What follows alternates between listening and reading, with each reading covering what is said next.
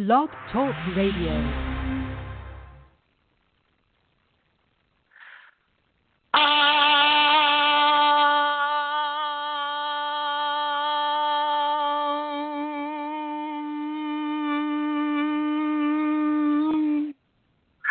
Hi everybody. As you can see, this is not Chrism, or as you can hear, this is Amelia Santara, and I'd like to welcome you all to today's conversation with Chrism, and Chrism will be joining us shortly.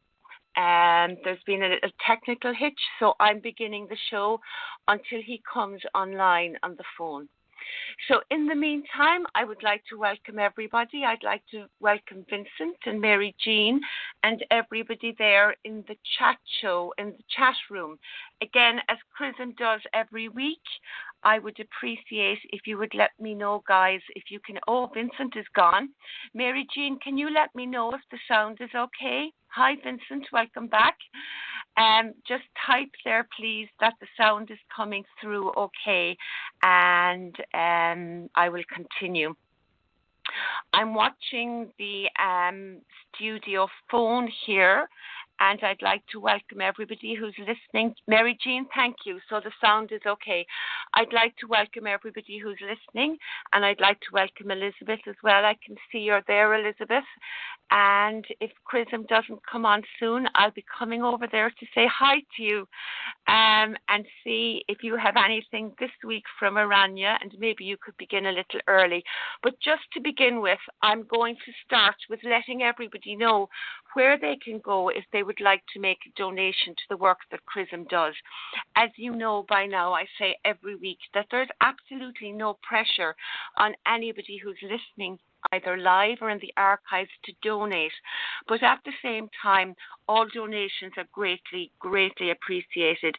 And it goes towards supporting all of us, really, because in giving donations, we are supporting the work that Chrism does in all the various venues that he does it. So here is the website. It's www.chrism-kundalini.blogspot.com, www.chrism-kundalini.blogspot.com. And so you can go there, and there's a donate button, and it is really very, very easy to donate once you get there. There's other ways to donate as well, such as Western Union, and there's a bank account. So if somebody would prefer to donate in that way, you can drop me a line and I can give you the details rather than calling them all out now. Just write to me at kundalinimatters@gmail.com. And so here we go, guys. There's absolutely no sign of Chrism yet, and I am welcoming Elizabeth, and I'm seeing another number here. I wonder, could that be Chrism? I'm just going to say I don't think so, but let me just go over just in case it is. Hi, caller, you're live on air. I'm just checking in case this is Chrism. Hello? 321, no? Okay, I'm going to put you back on listening. Obviously, it's not Chrism. So I'm going to go over and I'm going to bring Elizabeth on. Hi, Elizabeth. Hi. Elizabeth. Hi. Okay. Have you been here? I can't. Yeah, go ahead. Chrism. Oh, I was just going to tell you. I thought I heard Chrism just say something right when you came over to me. Oh, let's go and check. I'm leaving you live on air. I'm not putting you in the blue, so okay. I'm going back to that number. One moment. Hello? Chrism, is that you? Who are you calling? Sometimes this is Jeannie. Are you coming through here? Ah, Jeannie, you must have got bumped off and you're back again. Okay, I'm putting you back on listening, Jeannie. That's what happened. Sorry. Oh, no worries. Thanks, Jeannie. Okay. No worries. Thank you. Okay. Okay, so no, he's not on. Oh, okay. Okay, that's so weird. I could have. sworn I heard a man's voice speaking for a second, but it might have just been me. Ha ha! It was just you. Yeah, I'm hearing things. So it's just the two of us for now until Chrism comes on, Elizabeth. So maybe we can have a chat. Do you want to? Okay. First of all, is there anything that you want to share? Anything that has happened during the week, or that Aranya would like? Yeah, go ahead. It's been a fairly, for me, introspective kind of a week, kind of quiet, kind of everything just coming down to very, quiet stillness this week.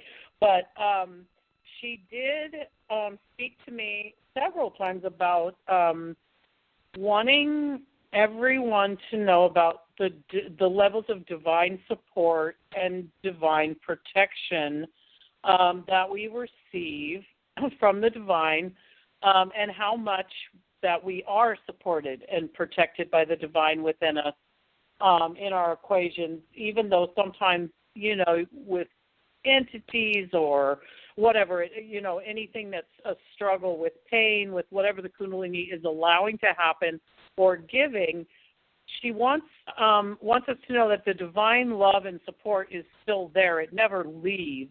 It allows for a time or for the person's karma or their equation in order for them to experience soul growth in certain areas. Things will be allowed, but at the same time, how then do we trust that we are being protected? And, because we do trust in that. And so, I don't know, maybe we could talk about that, about in difficult times, knowing and trusting that our Kundalini has that protection there for us, and that the things that are happening are either trying to get us to see something through pain, through a rash, through, it might be something about our eating habits or something about the way we're taking care of ourselves, or it's almost always, I've noticed, something that I need to change. Little adjustment,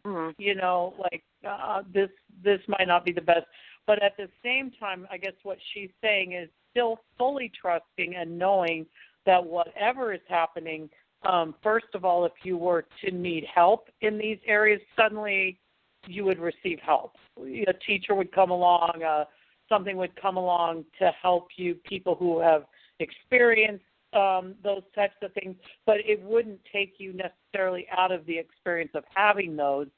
But then once the lesson is learned or comes across to you, then something will suddenly happen as you're surrendering and trusting to help you out of that. So it's like, I think what you're saying, well, what I've experienced is, discomfort or struggling or emotional pain, and that when that is going on, for me to know, particularly when it's a really difficult one, Elizabeth, isn't it to know that whatever is going on is within the context of things that I need to really face and trust that what is happening is within my process. Is that what you're saying?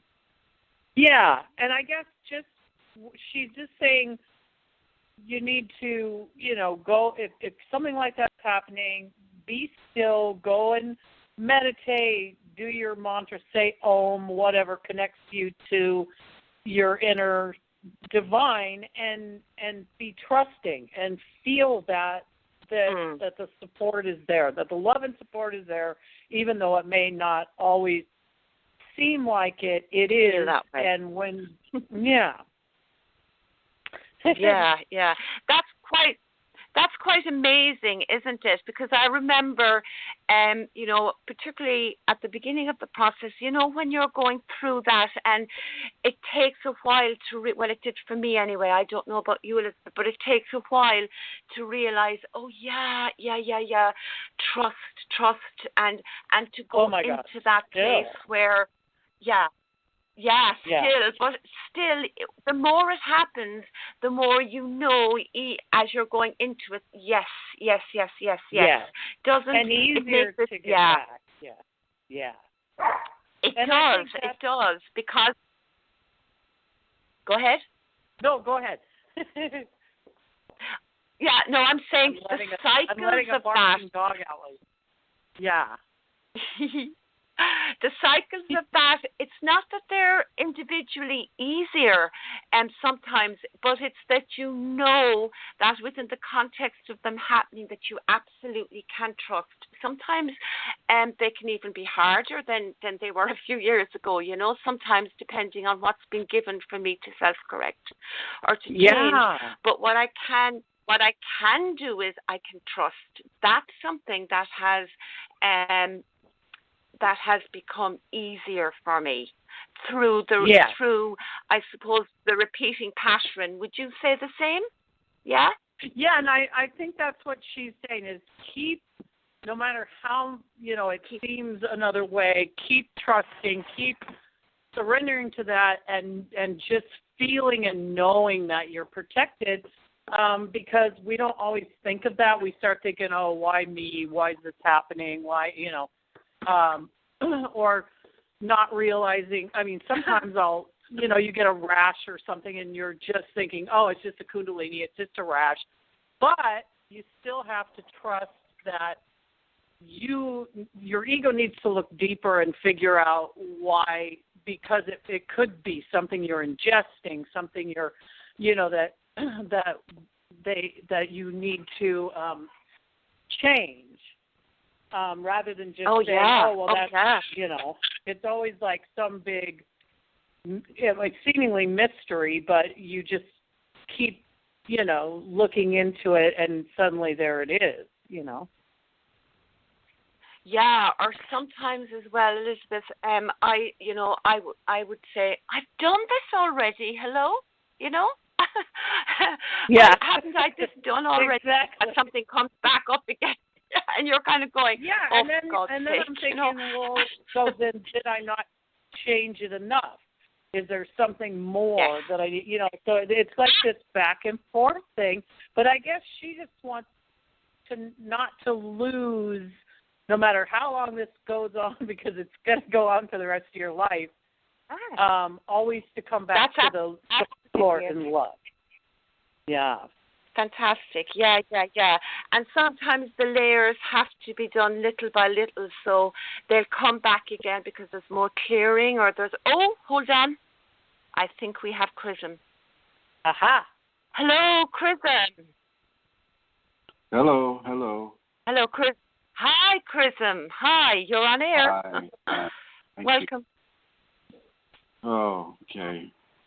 Having some technical difficulties, folks. My apologies. And so, what have you been talking about, everybody?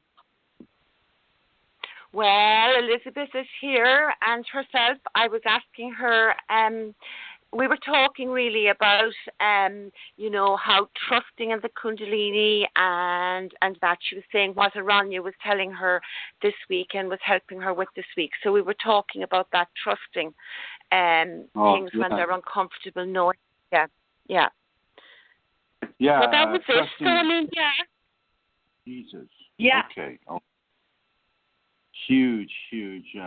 Well, you guys go ahead and just talk, and I'll listen.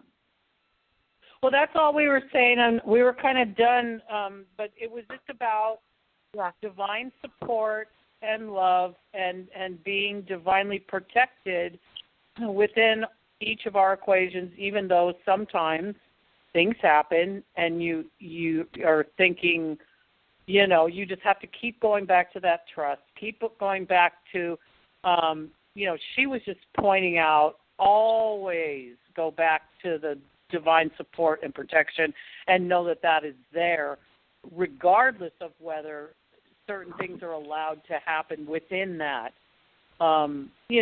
whether it be entities or painful things or rashes or just a few of the things we brought up inside of your equation where you have the tendency to forget, I guess, to trust and go back to that love, go back to the support, and just to always, always feel that, the divine support. Agreed. Trust is huge. But, it's easy to say that. It's easy to say trust when you're not in the middle of having your life fall apart due to the Kundalini. Yep. You can say, trust the Kunalini, trust the Kunalini, trust the Kunalini. But, people when they're seeing their life fall apart, or they have an injury, or, some sort of a thing, and, it's very difficult to reach into that area of trust. And what does Lorania say about that as far as going into areas of trust in the midst of a destruction of your life? Well, and she's saying because at those moments, all your ego can think about is the pain or the loss or the loneliness or these things. You're grasping on to your, physical. And so, again, she's saying go into meditation. Say, if you don't have a mantra, say Om. She's just saying divine protection. Go into that and realize that things are occurring or allowed to occur with the divine support and protection is still intact. You need to find out what you might be doing that you need to change or alter, or what direction, you don't have to know exactly what direction or what the divine agenda is, but just know that somewhere within that there is a level of protection and love and support that is never ending. But you're so busy in your outer thing, you're not paying attention. You're paying attention to, oh my God, why is this happening? I'm my skin's peeling off, or my whatever it is that you're not wanting to go into trust with at the moment. Agreed. Yeah, I suppose. Yeah, one of the things that I would have found as well is that trust builds on trust. So let's say going away back, it's not that things might be necessarily, I was saying this earlier, it's not necessarily that something gets easier, because when you're within the turmoil and let's say the discomfort and the pain or the struggle of something that's going on within my equation, but the trust can still be there because it has been built on, and because the Kundalini has shown me through the experience of trust and trusting that the Kundalini is to be trusted no matter what I'm going through. So I think that's something that grows through a process. Well, that would be my experience, Chrism.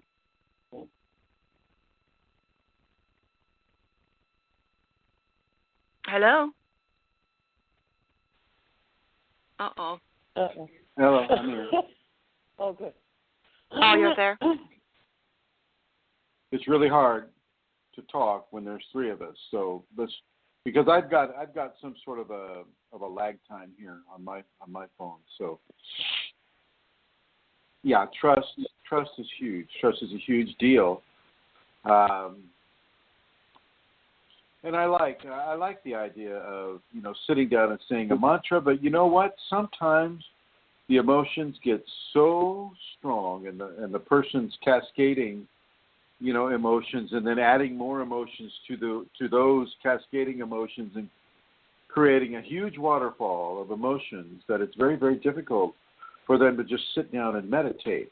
They're going to have to go through levels of expressive emotional outburst before they can ever get near saying Om or saying their mantra or things of that nature. And it is... Hello? What was that? Yeah, hello.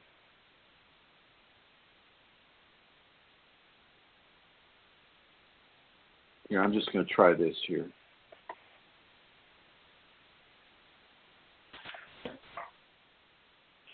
All right.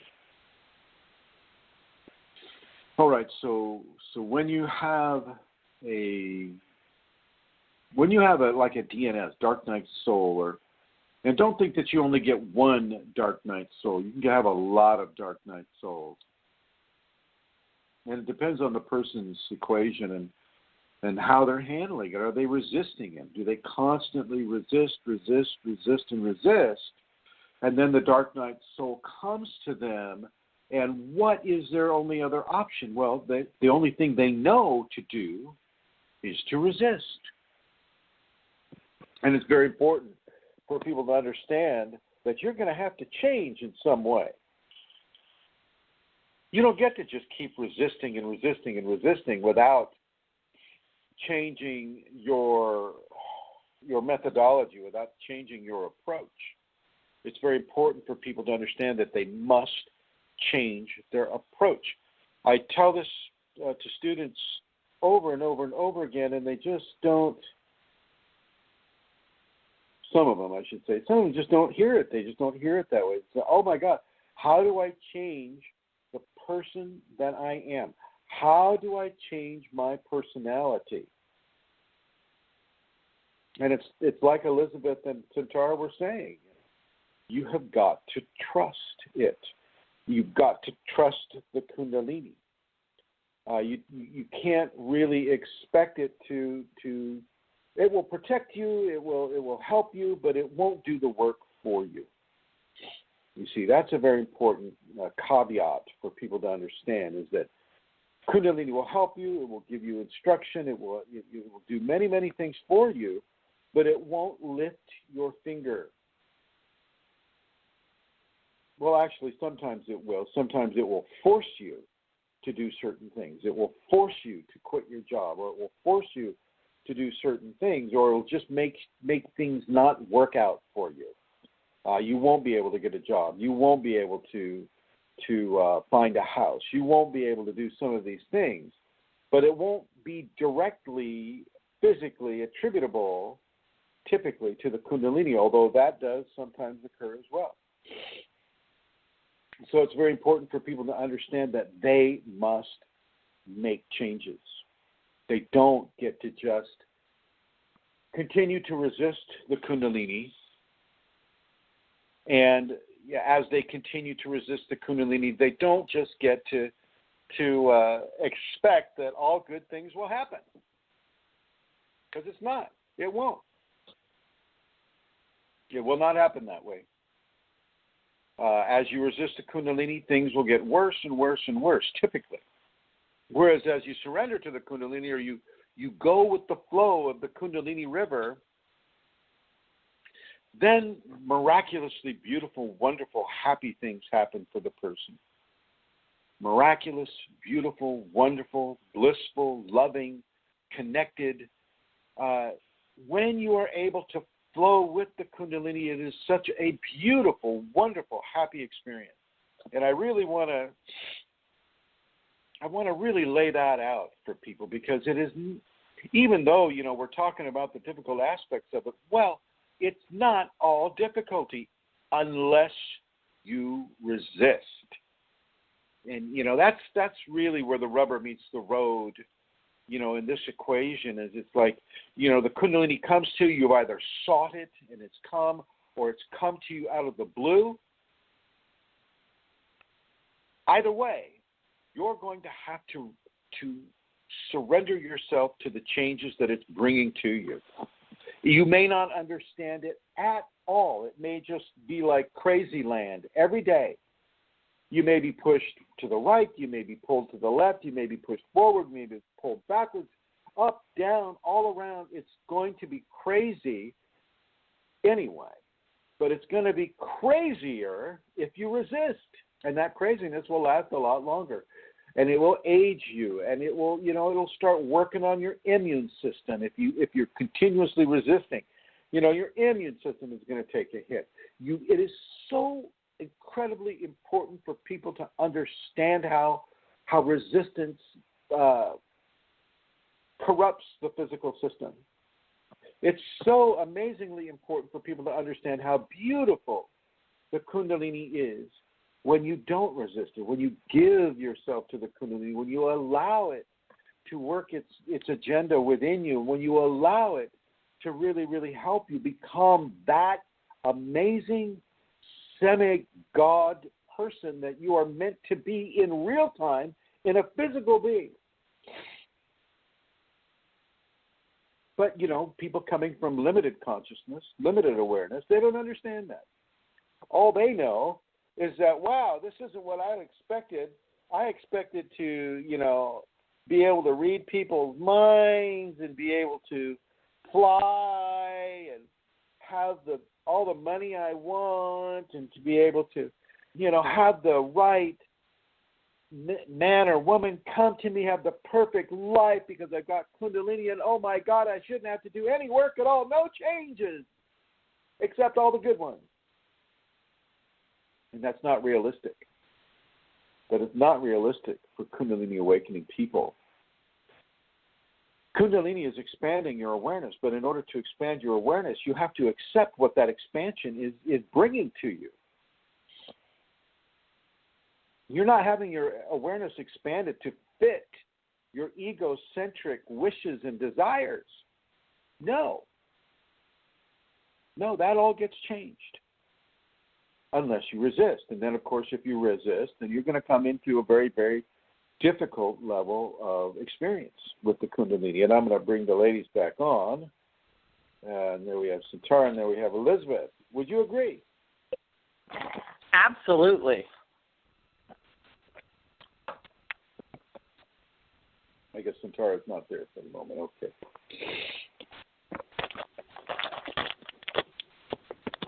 We'll go back there. So, yeah. Back there and go back there. I'm trying to work the switchboard, everybody, when I'm, and it's a little flaky.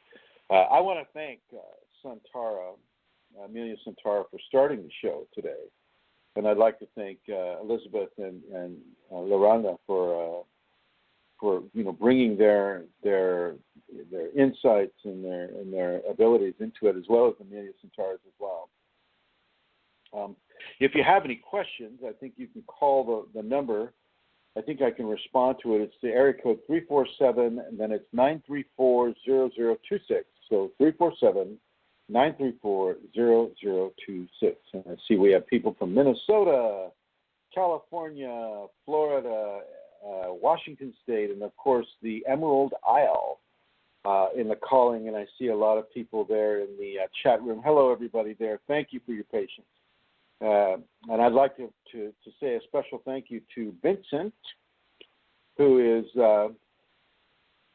helping the Kundalini Awakening Systems become more expansive upon the internet. So I want to really give a shout out to Vincent there, who is doing great, by the way. He's an amazingly lovely individual, and I want to say a thank you to him. Let's see. It looks like Santara might be back. Are you back? Yes, Chrism, I didn't go away.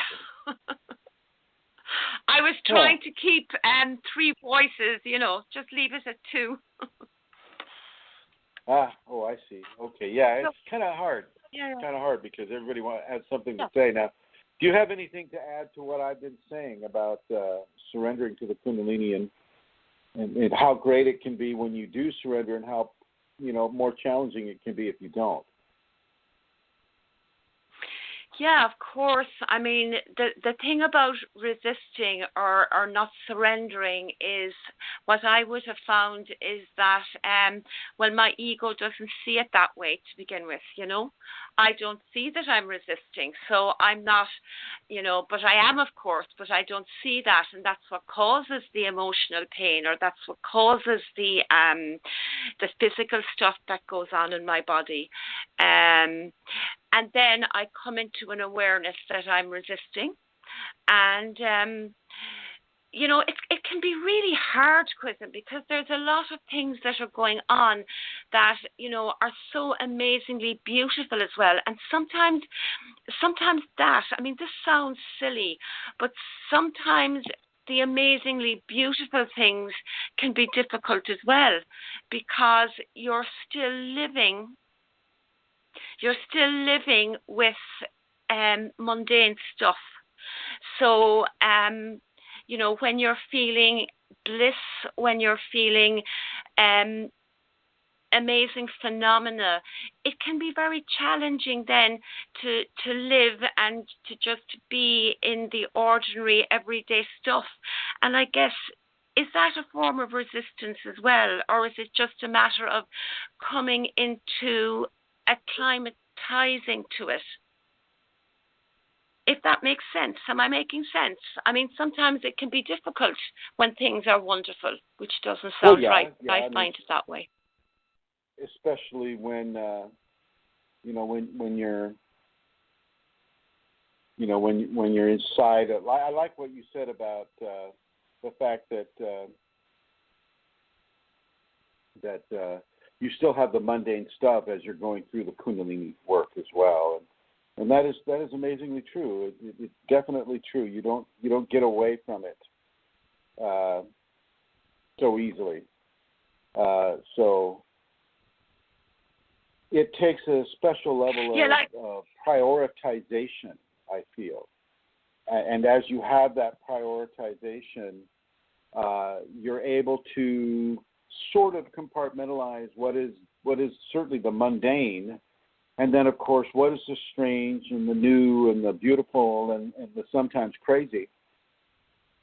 How is that coming through? And it gives you a level of preparation that allows you to deal with things in a way that has a kind of a logic line to it.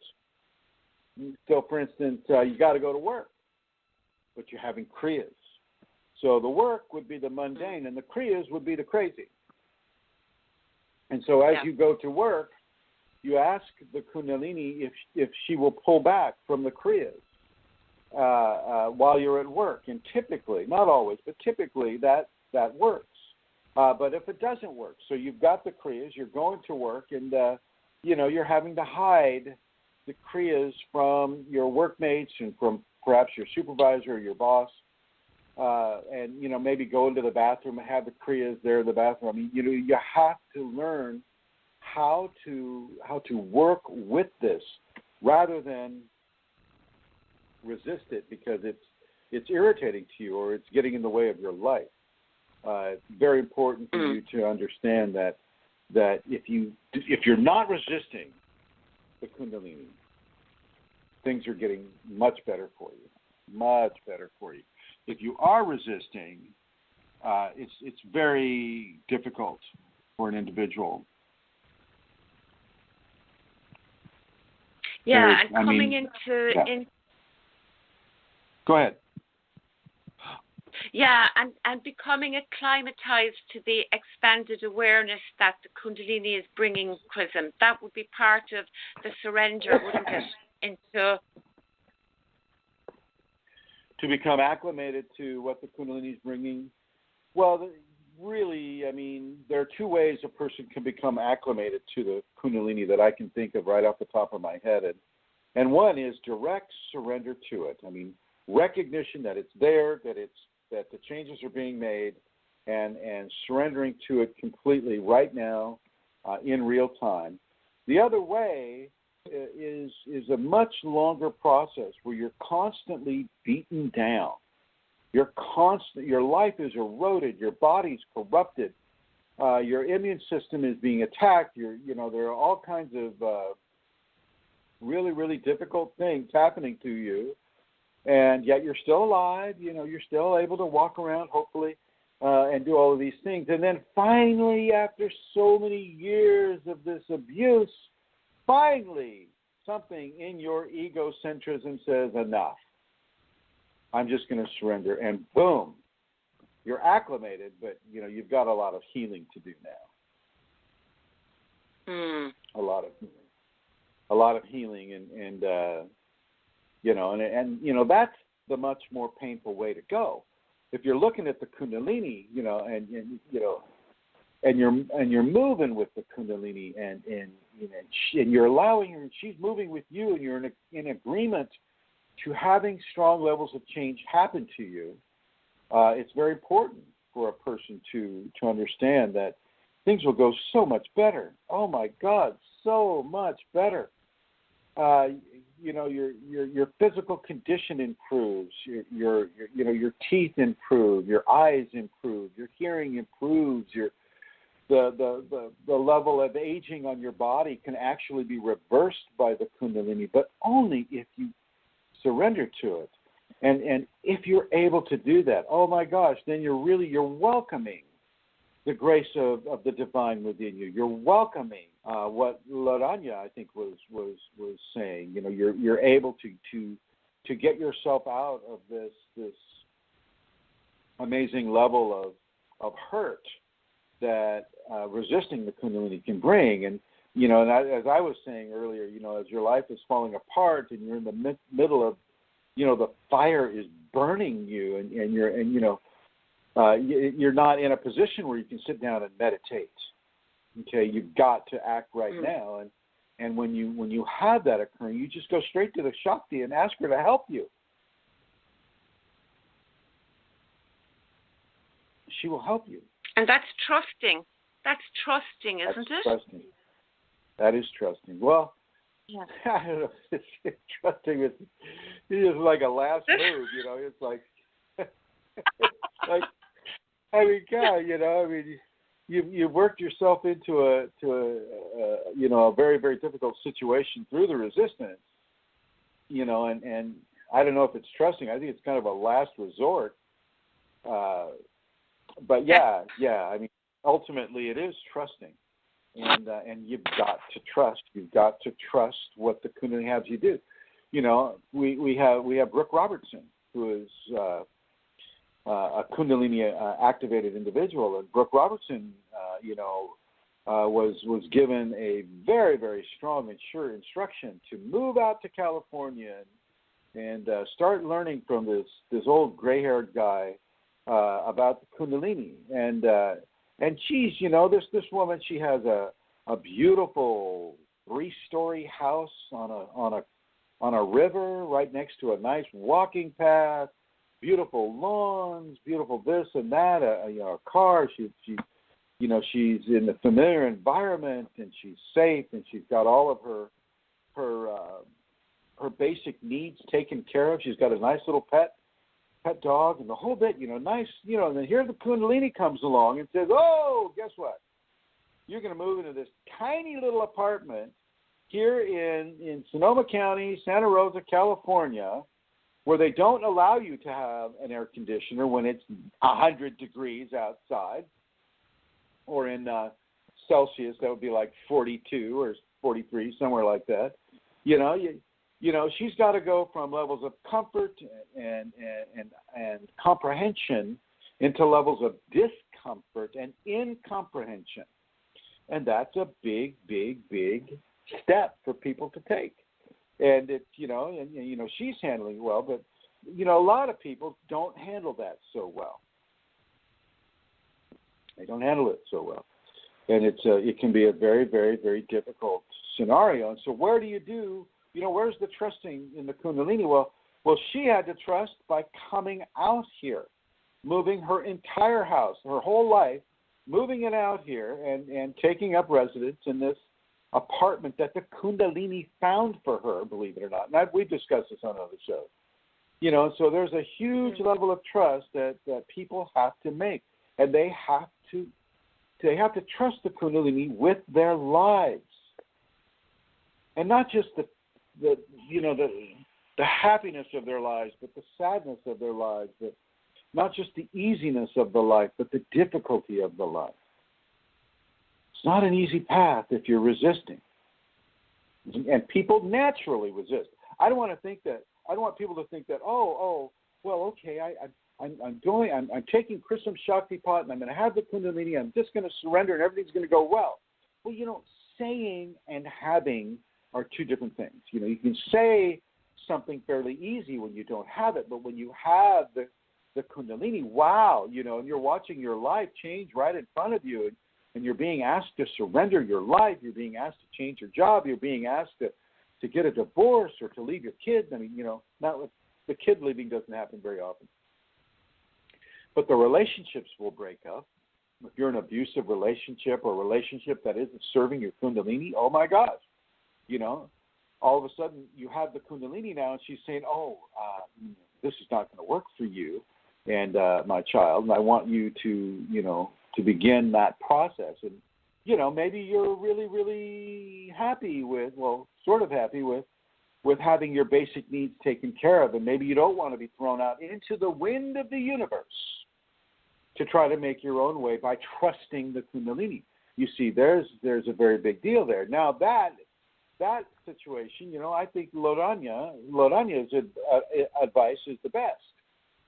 Sit down. If you have a mantra, say the mantra. If you don't have a mantra, just say Aum, A-U-M. Just say Aum. Do it that way and really begin to open yourself into the arms of grace, the heart of grace, the love of grace, the love of God that wants you and is calling upon you in no uncertain terms. No uncertain terms. God is calling to you to surrender to the divine as it awakens within you. It looks like we have Yassine Beatrice asking a question. And so here we go. Dear Chrism, my Kundalini wants me to use my right hand for everything. If I tie my left arm and I use only my right hand, how long can it take for this entity to leave me? Thanks for your response. Oh.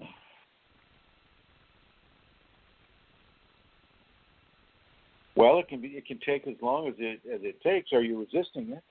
You know, you have to determine whether you're resisting this or not. Maybe it's just my memory, but I don't recall you having to tie your hand. How do you know it's your Kundalini? No, Chrism. What's going on here? Yeah. Did I miss this? Sorry, I just want. No, you did not. You're correct. Beatrice has never spoken on this topic before. Oh, thank you. Okay, yeah, well, so Beatrice, you know, there's a lot more going on here that maybe you need to talk about. Yeah, I don't know anything about what you're saying there, but first of all, you need to determine if it is indeed your Kundalini that is telling you to use your right hand for everything. That is not typical.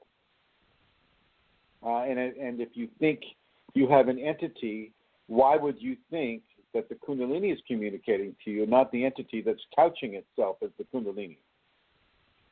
So let's get some clarity on that, first of all. And thank you, Santara, for helping me out with that. And so really, folks, I mean, when you trust the Kundalini,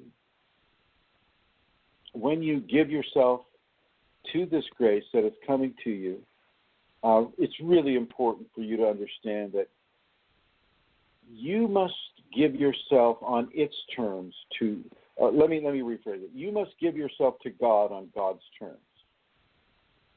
I don't like using the word God so much because I also like to use goddess. But you must give yourself to the Shakti and the Shiva. You must give yourself to sacred male, sacred female. And on their terms, not on the terms of your ego, not on the terms that make you feel more comfortable or more happy or more blissful. Sometimes you're going to have to make changes that go against the grain. And then you have to be just as happy and just as joyful in making those changes, that are perhaps more difficult. And I'm going to come on over here to Elizabeth here and see if Elizabeth, do you have anything to add to that? No. No. That's all, yeah. What? It's all perfect the way you said it. I don't know what to add. What does Laranya want to add? Anything? No. Okay, all right. And I'm going to come on over. Thank you. Thank you, Laranya. Thank you, Elizabeth. And thank you, Amelia, for tending to Yassine. And I'm going to come over here to Minnesota here and see if there's a question. Hello, Minnesota, 651. Do you have a question? Do we have a question? Hi, Chrism, it's Rosemary and Joey, and we're going to be... So you're tag teaming it this evening. Yes, and we have a meeting at 6, but we didn't want to miss everything. So thank you. I can identify what you're saying with what I've experienced, not major losing a job or those kinds of things, but just newer things happening around me and perplexing sometimes, and automobile accidents. And yeah. Joey chimes in. Yeah, so that I very much so, even in the last couple of weeks of just different things happening that aren't in my understanding of what's important or how things should be. And how have you trusted your Kundalini within that context? Well, what I remember in the last week or so, just what I've learned from you to do is to surrendering and trying to keep my mind quiet. And I also will play the CD and have it on a loop and just have that. Sometimes that things will wake me up at night, and then it's difficult sometimes to go back to sleep. And I've gotten just right down on the floor with my pillow and slept by your voice carrying the energy and my own mantra of surrendering. Because yes, it does not make sense to this ego mind or any understanding that I have, Yeah, a lot of that will occur for a person, and definitely the Kundalini has the ability to calm us and to relax us into maybe not completely understanding what's going on, but certainly not stressing over that lack of understanding. And knowing that I don't have the answers. I mean, I really don't know sometimes. What am I supposed to do here? Right. Well, thank you, Joey. Thank you. Oh, go ahead, Rosemary. No, that was Rosemary. So I'm just saying, from my history in my life of being a teacher, and that's amazing. I mean, no, it's not amazing. It's not surprising that that's my first response, is wanting to understand something. That's all Agreed. I'm to say. Agreed. Okay. All right. Put you in the blue here. Thank you both. And bringing Santara back. Are you there? Are you there, Santara? Yeah, Chrism, I'm here. I'm just thinking there. You said earlier about being in agreement with Kundalini for strong levels of change to happen, and I'm just thinking about myself, and I'm thinking, yes, that like being in agreement with the Kundalini for those strong levels of change to happen, to be surrendered and to be on that, we'll say, that path. And then, within that surrender and the willingness to surrender, suddenly there's an ego amplification. It just happens through however it happens. And I think sometimes in my experience, it's like then a choice opens up. It's like, okay, so this amplification happens, and then it's, okay, I can go further at that point, further into trust and surrender, or follow the ego and where it's resisting. And sometimes when I follow the ego, when I have that emotional outburst or that, frustration or whatever way the resistance is, but then again, the ego becomes, because of the trust and the safeties and the practice and the arming and the other, the self-correction, then what seems to happen is that the ego becomes retrained or reconditioned for a while. And I'm back in that place of, agreement with the Kundalini and surrender, and it's just, and here we go. And I feel the ego has learned, and it is, but then we go along and the same thing happens again for some other reason, and there are layers and layers.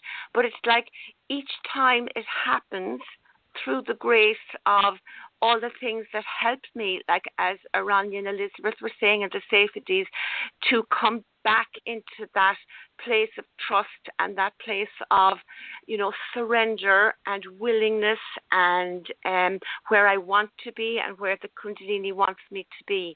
I've just gone blank. Oh, darn. Okay, Chrism, it's gone. It's all right. But I think, did that make sense? Yeah, it did. It did. But I think that you trust the Kundalini. You're inside the Kundalini. You're having a Kundalini life, and all of a sudden the ego rears its head. Well, all of a sudden, you've been working with the Kundalini all this time, and all of a sudden the Kundalini allows the ego to come in and say, "Oh, I want to poke out my 2 front teeth because that's the style that is currently being embraced by society. It's a fictional style, but that's the style. I want to poke out my 2 front teeth so I can look like a vampire. There we go, Buffy the Vampire Slayer, right, or killer, whatever. So, and then I want to have my incisors sharpened so that I look like a real vampire. You betcha. And you're so, the person is so used to working with the Kundalini and surrendering to the Kundalini that do they recognize the difference between the Kundalini and the ego? You see? Do they recognize that difference? And this comes back to really working towards the healing of things like vanity, things like some of these the 7 deadly sins, I guess, from the Christian standpoint. Is this person dealing with vanity well? Is this person dealing with jealousy well? Is this person dealing with glutton things well? Is this person, where is the person working on these very, very, very strong levels of ego expression? And isn't the Kundalini actually introducing them to that work by allowing the ego to come up and have its voice within a pseudo-surrendered life?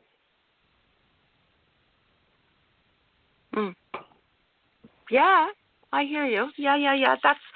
I think so, Chrism, and I think so. I mean, I think the most surrendered. I think that's how it is. At least that's how it is for me. That's how it is for me.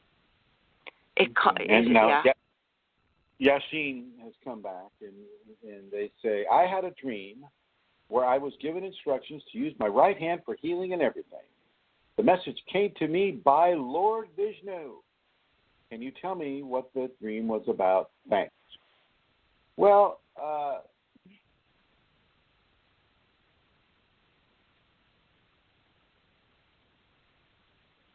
I'm not going to agree with that. First of all, how do you recognize Lord Vishnu? I think that the only divinities you need to be taking instruction from are Shakti or Shiva, not Lord Vishnu. And then on the one hand, of course, you can say the right hand for healing and everything. Well, no, because you're going to need 2 hands to drive a car. You're going to need 2 hands to do a lot of different things. You can use the right hand for healing. I've used my right hand for healing before too, but not for everything. You have 2 hands, and therefore you use both hands. But I think you should be taking instruction from Shakti and Shiva, period. And that's how I'm going to answer that question.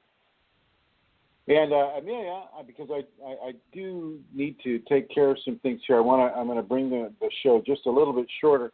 have you been able to collect any questions? I have, Chrism. Begin. I'm going over there now. Okay.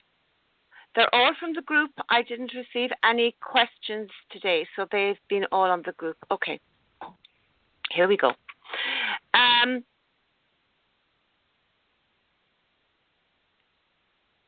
Okay, so sometimes it feels like my soul wants to break out of my body. Is this part of Kundalini? Yeah, it can be, but it's not like an awakening or anything like that. It just means that you're being given a sensation of wanting to burst forward to almost. It's not like an astral projection or an out of body experience. It's kind of like a compelling to really go forward in a very strong way. And the Kundalini can induce that type of thing, but it doesn't by any stretch of the imagination means that the person is in the awakened state at all. It means that they are being galvanized towards that activation, and then from the activation into the awakening. Over. Thank you. Do you know if Kundalini syndrome symptoms will show up on an EEG? I had one done this week at a neuro hospital because at this point I'm getting full body spasms, mini seizures, muscle tension, and pain from the top of my head to the bottom of my feet. Up until now, though, I have only been seen by psychiatrists who aren't taking my physical symptoms seriously. They assert that I'm schizophrenic and it's all a tactile hallucination. Yeah, that's a typical psychological response. No. No.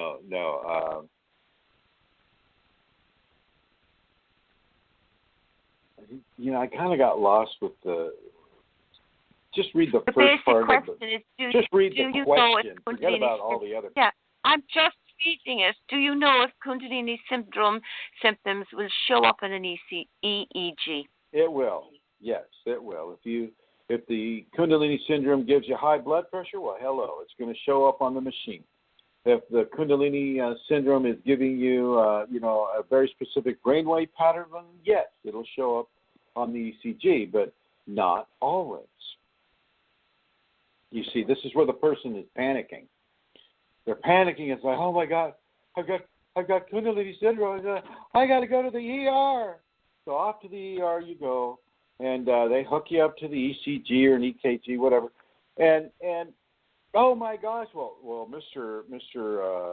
Jones, doesn't look like you have any kind of a problem there. Maybe we should take you to the psychotherapist.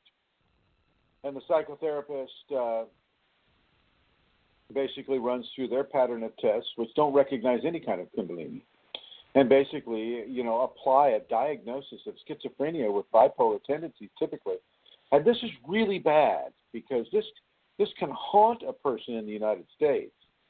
If you do that, if you go to the ER and you let yourself be seen by ER physicians that don't believe that you have anything, then on your permanent medical records, that diagnosis of schizophrenia or bipolarism is permanently affixed to your record. And that can be used by employers to discriminate against you. Even though there's a law against it, they'll see it. They'll see it on your medical records if they're allowed to have that level of access, and sometimes they are. And they won't say anything. They just won't hire you.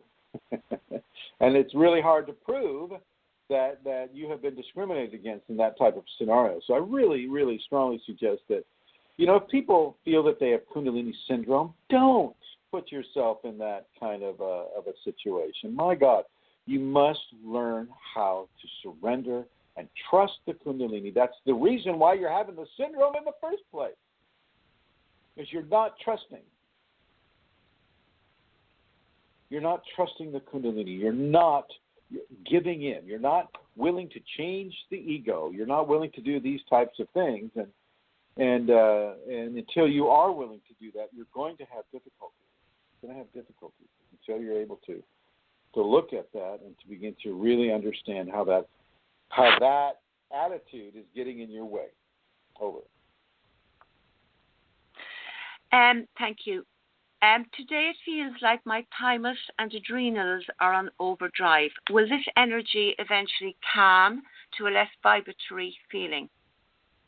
If you hydrate the body and keep your electrolytes active and don't drink caffeine and don't drink colas or sodas or high fructose corn syrup products, if you keep yourself hydrated, if you eat watermelon or coconut water, things of that nature, then yeah, this will pass. This will pass. But the more you stress them out, the longer that's going to take. Over. Thank you. Okay, so sorry, now, Chrism, there's a very long one which I'm not going to read. So the next one is, I would like to know whether the Kundalini can be transferred to a partner. Sometimes it can, especially if you're sleeping with them. You know, by that I mean having sex with the partner. It can be transferred to that partner for sure.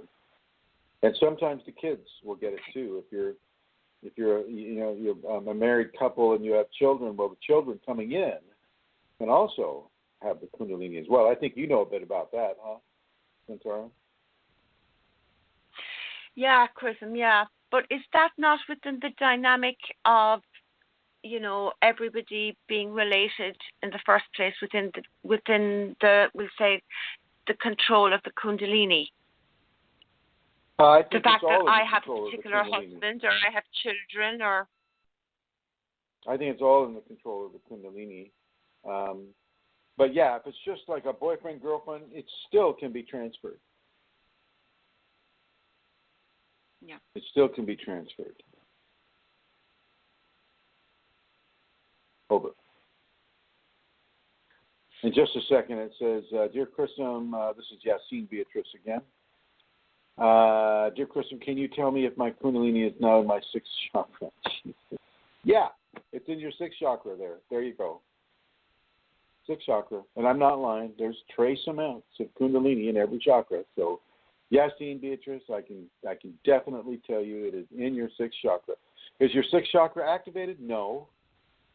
But it is. There's trace amounts of Kundalini in your sixth chakra. There you go. Next question, please, Amelia. I'm not sure if dreams have anything to do with Kundalini, but is waking up 10 times or more from a dream, in a dream, even possible, before waking up for real? This seems to be happening to me, and it never happened before. Well, I would have to know more about the dream. Okay. Yeah, there's no mention of the dream, just the, okay. Yeah. Okay, so Chrism, you wrote an article, and there was a question. No, I'm going to leave that go as well. Okay, so this question is, typically people talk about waking up a lot. This one is how to get over fatigue and change sleep pattern within a Kundalini context. I know you talked about it before, but could you answer it again, please? How to get over what? Fatigue within a Kundalini context. Well, you stop drinking any kind of a stimulant like caffeine that you're using to keep you going with it, basically causing adrenal burnout. On the one hand, with the Kundalini, you just may need to have more sleep. You may need to have more sleep, and she's slowing you down. The other thing is really that the adrenal burnout is she's using the energy in the adrenals in a different way. And if you've been using caffeine or high fructose corn syrups or some of these other things that stimulate you, constantly stimulate you all the time, 7 or 8 cups of coffee a day type of deal, and you're gonna have, and you deserve to have, a level of adrenal burnout. And so if you stop doing that, and you allow those aspects within the adrenals to heal, you'll get your strength back. But you've got to give it some time. Now, have I written about it in different ways, Amelia, that you can recall? No, Chrism, no, you haven't, that I can recall. Okay. So will I go on to the next question? Yes, please. Okay, so you wrote an article about, that sex is a very important aspect of our lives and how the Kundalini will dominate our sexual expression. And there was some discussion on the groups about that. And somebody was saying, how to reduce lust during periods of increased libido. This person was going towards pornography and lustful thoughts. And can you speak about how a person can change that, transform that when the libido is strong? From pornography? Yeah, what? And what's the lustful question? thoughts. Oh, lustful Excuse me? thoughts. I need a clarity on your question. What's the question? My question is how to reduce lust during periods of increased libido. I go towards pornography, lustful thoughts. How to transform or reduce that. Stop. Okay. I don't need the rest of it. I just need the question. There was no more. Good. Somebody's phone. Is that your phone ringing? No. No. Okay. All right. Okay. To get through lustful thoughts, really, one really good way is through heavy exercise. Heavy exercise will help you get through lustful thoughts, and that doesn't mean you go to the gym where every beautiful woman there is wearing spandex and basically exercising and showing herself at the same time. You go out and maybe you do some hard work. Maybe you dig up the soil. Maybe you plant some seeds, things of that nature. Do some hard work. That will really help you a lot. Do not go to pornography. Do not stretch into pornography. Pornography is strewn with entities. In many ways, it's a very abusive type of sexual pastime. Don't go there. You need to really just buckle down and have the discipline not to respond. And this doesn't mean that you masturbate every 5 seconds either. Okay, that you may have to do that sometimes, but do try to limit how much that is done, because the Kundalini needs and requires the sexual fluids of both the male and the female. And I don't mean that mixed. I mean that the woman has sexual fluids the Kundalini uses for the same purpose that she uses the male sexual fluids. So both fluids are representative within the human body in both genders, and the Kundalini will pump those fluids back into the spinal cord and begin to make transformative changes based upon that. And so you need to really look at your priorities.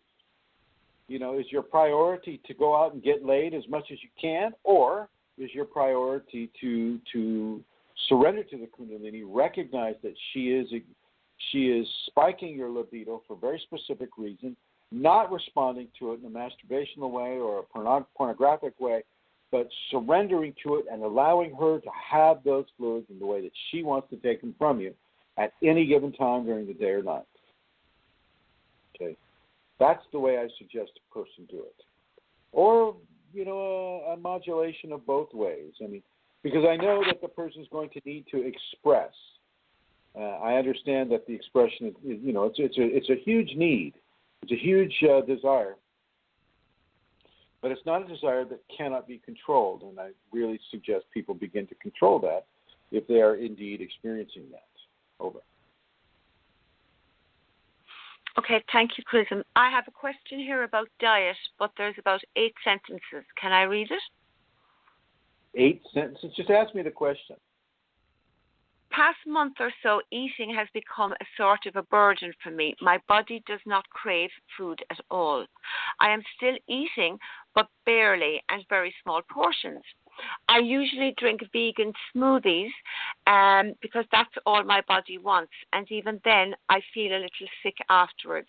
I'm usually strictly vegan, but I started to eat eggs now once or twice a week because I'm concerned that I'm not getting enough nutrients.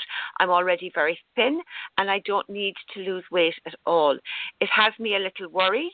I know it has to do with Kundalini, and I'm going to assume that for now it will eventually pass. Has anyone else experienced this? I think the first mistake is being vegan, number one. I think that is that's a false ego-driven dietary choice because they don't want to eat things that have eyes or that has a mommy, like every other creature on this world does. But okay, so the first mistake is being a vegan, number one. Number two, the nice thing that you're doing is you're starting to eat eggs. You're starting to expand your diet, and I suggest that you do that exponentially. And I suggest that you do it into the omnivore range rather than vegetarian or veganism. Kundalini typically wants a person to be omnivore, which goes against, I know, a lot of people's religious belief systems, and certainly the vegan people, it's got an eyes and a nose, and therefore it looks like Bambi, and of course I don't want to eat Bambi, and so, there's that. But, I would suggest the person continue to expand their diet, and that will begin to take care of the wasting disease that their veganism choice has given them. Over. Okay, Chrism, thank you. Now, I know, Centaur, that you were a vegan at one time, correct? For 2 years, I didn't eat. Yes, I was a vegan for 2 years. Yeah. And why did you do that? I didn't know. Well, I didn't know I was a vegan when I started. It's just Kundalini had me give up.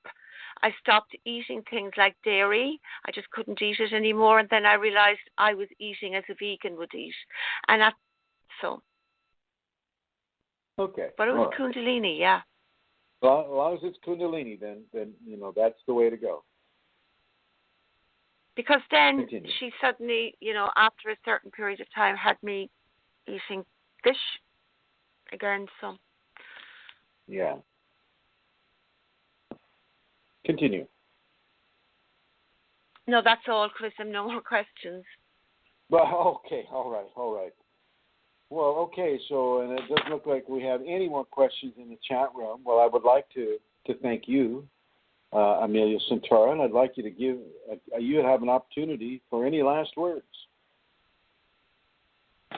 No last words. Just glad you got on, Chrism, and see everybody again at the same time next week. For starting the show. Thank you for starting the show, Amelia Centaur, and I want to say thank you to Elizabeth and Miranda and Jeannie and Minnesota, and then everybody in the chat room. Hello, I see you all, and thank you everybody for sticking with me, even though I couldn't start the show. It's a pleasure to serve in this way.